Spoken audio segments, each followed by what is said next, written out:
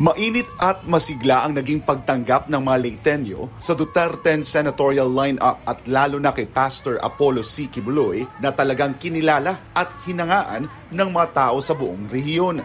Sa kabila ng mga pagsubok, patuloy na lumalakas ang suporta ng mga tao kay Pastor Quiboloy na nagpapakita ng matibay na koneksyon sa mga mamamayan. Habang nagsasagawa ng motorcade mula Bontoc hanggang Sogod sa Southern Leyte, hindi maitago ng mga tao ang kanilang kasiyahan at pagpapakita ng suporta sa campaign float ni Pastor Quiboloy. Dinumog sila ng mga tao na hindi alintana ang init ng panahon. Ang simpleng motorcade na ito ay naging simbolo ng hindi matitinag na koneksyon at ang lakas ng kampanya ni Pastor Quiboloy na hindi lang nakabatay sa kanyang mga salita, kundi pati na rin sa mga gawa at serbisyo sa nakaraan. Ayon sa tagapagsalita ni Pastor Quiboloy na si Attorney Israelito Torion, malinaw na mas minamahal ngayon ng taong bayan ang buting pastor dahil unti-unti nang nauunawaan ng marami ang katotohanan sa likod ng mga paratang laban sa kanya. Well, we are gaining track, no? Kasi na-explain na natin sa tao yung real reason, no? Bakit nakakulong ngayon si Pastor Apollo C. Quiboloy. At naiintindihan nila na wala talagang wala talagang katotohanan yung mga paratang sa kanya. And the people have now understood that it is just a political, propaganda. Kaya instead of hating Pastor Apollo C. Quiboloy, they are now loving Pastor Apollo C. Quiboloy. Giit pa ni Torion, nawawalan na ng epekto ang mga paninira dahil naiintindihan na ng publiko na ang pangunahing dahilan ng mga ito ay ang pagiging malapit ni Pastor Quiboloy kay dating Pangulong Rodrigo Duterte. Sa Duterte Campaign Grand Rally sa Sogod, Southern Leyte, kinilala ni PDP Laban President Senator Robin Hood Padilla ang katapatan ni Pastor Quiboloy kay dating Pangulong Duterte. Aniya, kailanman ay hindi nagtaksil ang buting pastor sa kanyang matalik na kaibigan. Isipin po ninyo, merong sikat na network yan, yung SMNI. Pero dahil sa mga panahon na siya ang nagtatanggol sa isang matandang retirado na, siya po ngayon ay nakakulong. Pero kahit isang beses, hindi po siya nagsalita o nagtraidor o ipinagpalit ang kanyang pakikipagkaibigan kay Mayor Rodrigo Roa Duterte. Dagdag pa ni Padilla, isa sa dapat hanapin ng botante sa isang lider ay ang may paniniwala at takot sa Diyos, isang katangian na taglay ni Pastor Apollo. Dapat ang pinuno, alam natin kung sino yung kaibigan mong naniniwala sa Diyos. Hindi po pwede sa isang namumuno na walang Diyos. Hindi po pwede. Kahit sa isang republika, hindi po pwede ang walang Diyos. Naniniwala rin si Padilla na kung ano ang mga nagawa ni Pastor Apollo sa The Kingdom of Jesus Christ ay kaya rin niyang gawin para sa buong Pilipinas sa oras na maupo siya bilang senador.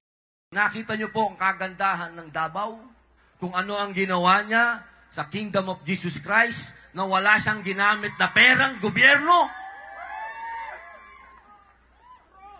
Magagawa po niya ang mga imposible kung bibigyan niyo po siya ng pagkakataon. Muli ring nagpasalamat si Padilla kay Pastor Quiboloy sa tulong na ibinigay nito noong siya'y tumatakbo sa pagkasenador noong 2022 elections na naging susi para mas madali niyang malibot ang iba't ibang bahagi ng bansa. Naging mahalagang instrumento rin ang SMNI sa pagpapakilala ng kanyang plataforma sa publiko sa pamamagitan ng exclusive interview ng butihing pastor. Kaya mga mahal kong kababayan, kumakatok po ko sa inyong puso kasama ang ating mahal na dating Pangulong Rodrigo Roa Duterte na sana po bigyan natin ng pagkakataon si Pastor Quiboloy na maging senador. Matagal ng kalakaran sa bansa ang korupsyon. Kung hindi man lantaran, sa iba't ibang paraan ito isinasagawa ng mga abusadong politiko gaya ng pamumudmod ng kung ano-ano tulad ng ayuda na iilan lang ang tunay na kikinabang. Ang masama pa, hanggang ilang araw lang tumatagal ang ayuda ng pamahalaan, imbes na trabaho at kabuhayan ang unahin para sa mga Pilipino. Isang senaryo na paulit-ulit na nagpapalugmok sa kabuhayan ng marami. Ito ang masakit na katotohanang inilahad ng PDP Duterte senatorial slate sa kanilang pagbisita sa Karuhatan, Valenzuela, kung paanong ang korupsyon ang humahadlang sa pag-unlad ng bansa. Sa kanyang mensahe sa publiko, hindi nagpaligoy-ligoy si Pastor Apollo C. Quiboloy. Bitbit niya ang konkretong solusyon laban sa matagal ng problema, ang pagtatatag ng isang Truth Commission na magsisiwalat ng katotohanan at ang muling pagsasabatas ng death penalty para sa mga mapatutunayang nagnakaw sa kaban ng bayan. Ito raw ang makatarungan at matapang na hakbang para tuldukan ang kultura ng pagnanakaw sa gobyerno, isang mensahe ng pag-asa para sa mga Pilipinong ilang henerasyon nang umaasa sa pagbabago. Yung aking pong paggobyerno ay ang tinatawag na laban sa korupsyon, yung governance and anti-corruption. Gagawin ko ang isang pagtatatag ng isang Truth Commission. Binubuo ito ng mga ordinaryong mamamayan upang imbestigahan ang mga kaso ng korupsyon sa loob ng ahensya ng gobyerno.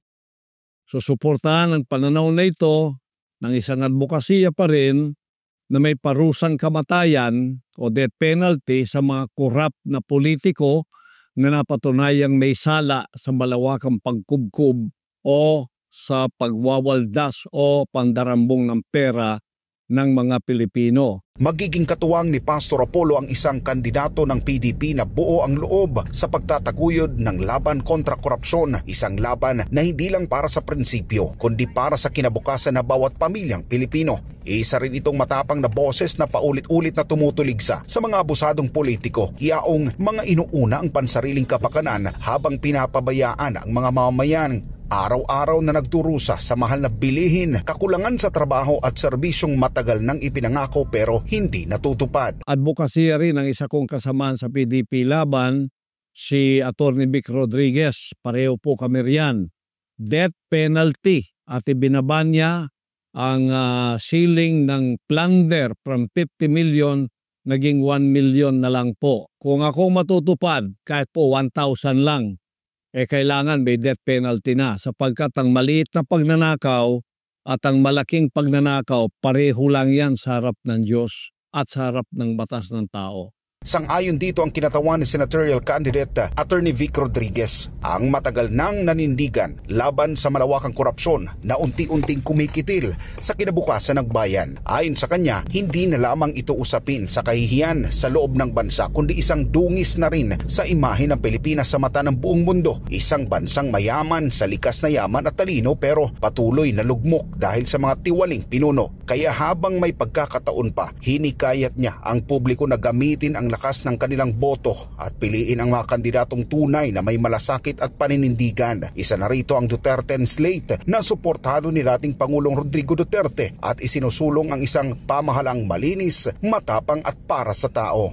Ang sinasabi po namin ay dapat nating suportahan ang lahat ng kandidato ni Tatay Digong, yung Duterte 10 o PDP laban, sapagkat sila ngayon ay siyang kumakatawan sa pag-aayos ng ating pamahalaan. Laganan po ang korupsyon ngayon, laganan pa ang kahirapan, subalit walang mga programa itong kasalukuyang gobyerno para bigyang solusyon itong mga nararanasan nating problema tulad ng krimen, kahirapan at korupsyon sa gobyerno.